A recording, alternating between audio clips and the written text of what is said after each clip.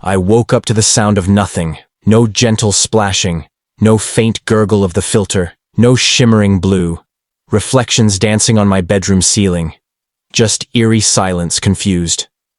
I threw on some slippers and rushed outside, only to be greeted by a sight so absurd I momentarily thought I was still dreaming my pool. My massive, meticulously maintained, expensive backyard pool was empty. Not a drop of water. The once inviting Crystal Clear Oasis now looked like a barren crater in the middle of my yard. Then I saw them. A group of HOA members stood at the edge of my property, arms folded smugly. Leading them was Karen McIntyre, the neighborhood's self-appointed queen of unnecessary rules and insufferable micromanagement. She stood there with her clipboard, an unmistakable smirk plastered across her face. "Good morning, Ethan," she called out, voice dripping with faux politeness. "I see you've noticed our little adjustment." My brain struggled to process the sheer insanity of what I was witnessing. Adjustment. I echoed Karen. "What the hell happened to my pool?" Karen let out a dramatic sigh, as if I were the unreasonable one. "The HOA board voted unanimously to drain it. We sent you a notice 2 weeks ago." She gestured toward my mailbox, where a bright yellow envelope stuck out like a warning flare. I snatched it up and ripped it open. HOA violation number 237B. Unauthorized water waste effective immediately, fine. 2,500. I let out a hollow laugh, scanning the letter like it might suddenly make sense if I read it again. "You actually drained my pool without my permission." Karen, smirk, widened. "It's not about permission, Ethan. It's about responsibility. We're in a drought." I stared at her in disbelief. "Drought? The city hasn't declared one." "Well," she sniffed, "the HOA has. We must set an example." I blinked. An example. I gestured wildly toward the perfectly green HOA-mandated golf course a few streets over, its sprinklers still blissfully spraying water into the air. "What about that? Or the ridiculous fountain at the community center? Or, oh, I don't know, the fact that I pay for my own damn water." Karen gave a fake, patronizing chuckle. "Oh, Ethan, homeowners don't always understand what's best for the community. That's why the HOA exists, to make difficult decisions on your behalf." I took a slow, measured breath, willing myself not to say something that would put me in legal trouble. "You drained my pool," I said, dangerously low for wasting water. "Even though I paid for it in a neighborhood that uses more water on decorative plants than an entire city block that's correct." I ran a hand through my hair, trying to contain the sheer rage bubbling up inside me. "And if I refuse to pay this fine," Karen's eyes practically sparkled with anticipation, "then we put a lien on your house, of course." I clenched my jaw so hard I thought my teeth might crack. This was the kind of ridiculous, overreaching HOA nonsense I had heard about in horror stories, but draining an entire pool that wasn't just an inconvenience. It was an outright power play. I took a step closer, locking eyes with Karen. "You know Karen," I said slowly, voice deceptively calm. "I don't think you realize who you're messing with." Karen scoffed, clearly unbothered. "Oh, Ethan, don't be dramatic. Rules are rules." A laugh bubbled up in my throat. It wasn't amused. It was the kind of laugh that came from knowing something no one else did. The kind of laugh that sent a warning to whoever heard it because, oh, Karen had no idea. I took a deep breath, feeling the first flickers of satisfaction creep in, despite my anger. "Let me ask you something, Karen. Where do you think the water in this neighborhood comes from?" Her smug expression faltered slightly. "The city, obviously." I smiled. It was not a friendly smile. Wrong. Her frown deepened. I crossed my arms, letting the moment sink in. "You see, Karen, 20 years ago, when this neighborhood was being developed, the original landowners didn't sell the water rights to the city. They sold them to a private investor." Karen's eyebrows knitted together. "What does that have to do with anything?" I tilted my head slightly. "That investor was me." Silence. Beautiful, weighty silence. I could practically hear the gears turning in Karen's head. She blinked twice, then laughed a forced, brittle sound. "That's ridiculous." I shrugged. "Is it?" Her fingers gripped her clipboard a little tighter. "You're lying." Am I for the first time since I'd met her? Karen actually looked uncertain. I could see it, the way her confidence wavered for just a second, the way her shoulders stiffened. She didn't know because, of course, HOA presidents never actually read the fine print. I decided to twist the knife just a little deeper. You know, that emergency water conservation fee you're about to impose on homeowners. I asked casually. It would be a shame if there wasn't any water to conserve. Karen's face paled. I leaned in slightly, lowering my voice to a near whisper. You just picked a fight with a man who controls every drop of water in this neighborhood. She took a half step back, clearly trying to regain control. You can't just turn off the water. I smiled again. Can't I? Her mouth opened and closed, no words coming out. I clapped a hand on her shoulder in mock sympathy. Oh, Karen, you really should have read the contract. And with that, I turned and walked away, leaving her standing there, silent, shaken, and for the first time in her life, completely powerless, because tomorrow, this entire neighborhood was going to learn what it really meant to be, at the mercy of the HOA rules. And Karen, she was about to learn what it meant to be at the mercy of me. The next morning I sat on my porch with a fresh cup of coffee watching the neighborhood slowly wake up. It was the perfect peaceful scene, birds chirping, joggers making their morning rounds, sprinklers kicking on in synchronized burst. The HOA's prized golf course, which had somehow evaded their so-called drought restrictions, was lush and green under the golden sunlight. It was almost a shame that all of this was about to change. Almost. I took one last sip of coffee, pulled out my phone, and made a single call. It took less than 5 minutes for the chaos to begin. The first sign was the sputtering of sprinklers. At first, people didn't think much of it. A slight drop in pressure. Maybe a minor plumbing issue. Then it got worse. Hoses that had been left running slow to a trickle before stopping entirely. A woman watering her garden stared in disbelief as nothing but air wheezed out of her nozzle, and then came the yelling. The HOA president, Karen, had no idea what was happening yet, but I saw her storm out of her house in a bathrobe, phone pressed to her ear as she stomped toward the HOA office. Other board members quickly joined, looking equally confused. I watched from my porch, sipping my coffee, as Karen's usually smug expression twisted into one of pure frustration. Then came the real panic. Residents began knocking on each other's doors, murmuring about the sudden outage. A man in gym clothes tried his kitchen faucet and swore loudly when nothing came out. A woman with a half-full bathtub stared at it like it was her last supply of fresh water on earth. Then the HOA's beloved golf course sprinklers cut off mid-cycle, leaving the greens dry and vulnerable under the scorching sun. The decorative fountain in front of the community center gurgled for a few seconds, before collapsing into stillness. Karen's voice, usually a condescending purr, turned into a shrill bark. She was barking orders at her fellow board members, but they all looked helpless. She waved her phone in the air as if she could threaten the water back into existence. I knew exactly what she was doing, calling the city she would be in for. Quite the surprise. I stood up and stretched before casually walking down the street toward the HOA office, pretending to be just another confused homeowner. The crowd had gathered outside, people demanding answers from Karen, who looked like she was moments away from a full-blown meltdown. "Everyone please remain calm," she said. Though her voice was anything but, "We're working on identifying the issue and we'll have water restored as soon as possible." A few homeowners looked skeptical. Arms crossed. One woman in a bathrobe raised an eyebrow. "So it's an issue now? I thought the HOA was all about conserving water." Karen's eye twitched, but she forced a smile. "Yes, and conservation is important, but this is an unexpected infrastructure failure." I almost felt bad for her, almost. Karen spotted me in the crowd, and her face twisted into something between suspicion and barely contained rage. "Ethan," she said, voice tight. "Do you know anything about this?" I took a moment to savor the moment, then gave a casual shrug. "Me, oh, I don't know, Karen. I thought the HOA was supposed to handle all our water need. Isn't that why you drained my pool, to teach us about responsibility?" The murmur in the crowd grew louder.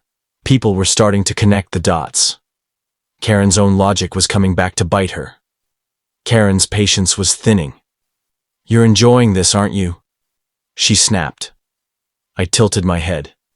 "You think I'm enjoying the fact that my neighbors don't have running water?" "No."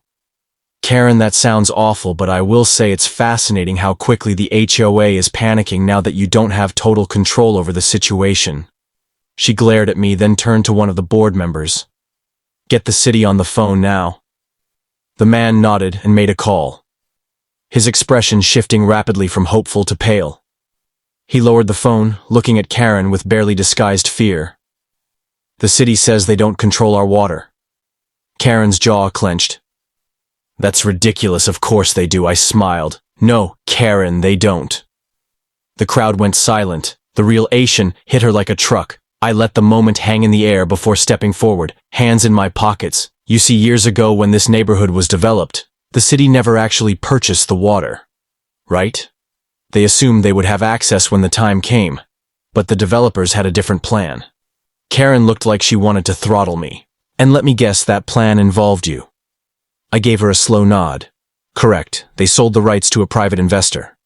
I tapped my chest. Someone in the crowd gasped. Karen's face twisted into disbelief. You're lying, she said. I shrugged. Check the records, it's all there. I own the rights to every single drop of water that comes into this neighborhood. The city never bought them back, and the HOA, well, they never even realized it wasn't city controlled to begin with.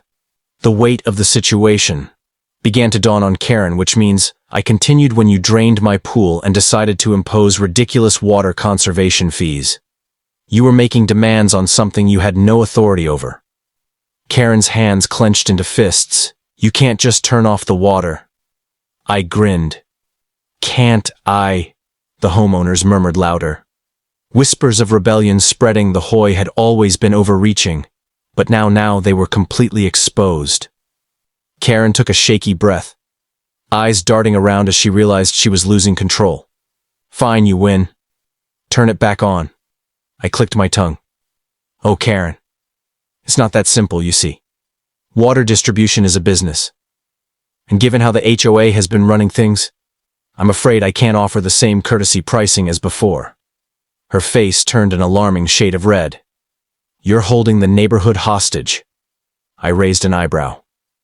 No, Karen. I'm simply giving the homeowners a choice. They can either continue paying outrageous HOA fees for nothing, or they can purchase water directly from me at fair, reasonable rates. It was a masterpiece. The HOA had spent years milking the homeowners dry with fees and rules. Now they were powerless. Karen knew it. I could see the defeat creeping into her expression. Then one of the residents, an older man who had been at the HOA Mercy for years, spoke up. You know what, I'm sick of the HOA. I'll buy my water from Ethan. Another voice chimed in. Same here. Then another, and another. Karen's eyes widened in horror as she watched her power slip away. This wasn't just about the water anymore. This was the beginning of the end for the HOA. Karen looked like she was about to explode. Her face was turning redder by the second, her hands shaking as she tried to maintain her usual composed demeanor. But there was no coming back from this. The crowd around her was already shifting. The same homeowners who once feared her power were now standing taller, looking at her with something between amusement and contempt. They had spent years trapped under the HOA's absurd rules, and now they had an alternative one that didn't involve paying Karen's ridiculous fines or obeying her every command. She took a deep breath, straightened her clipboard, like it was some kind of lifeline, and turned to the board members behind her. We're not finished here, she hissed under her breath before storming back into the HOA office. The other board members hesitated before following her inside, exchanging nervous glances. I didn't bother chasing her down. There was no need, the damage was already done, and I knew exactly what her next move was going to be. Karen wasn't the type to admit defeat. Even when she had already lost, she would double down, fight back. And in doing so, she would dig herself into an even deeper hole.